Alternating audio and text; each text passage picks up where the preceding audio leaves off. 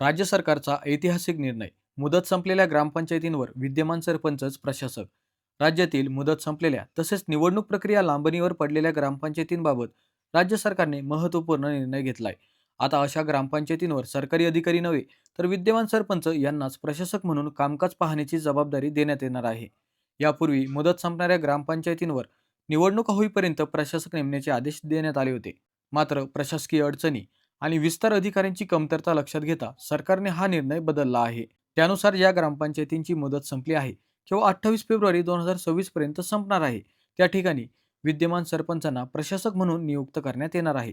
महत्त्वाचे म्हणजे केवळ सरपंचच नव्हे तर उपसरपंच आणि सर्व ग्रामपंचायत सदस्यांचा समावेश असलेली प्रशासकीय समिती सुद्धा कार्यरत राहणार आहे.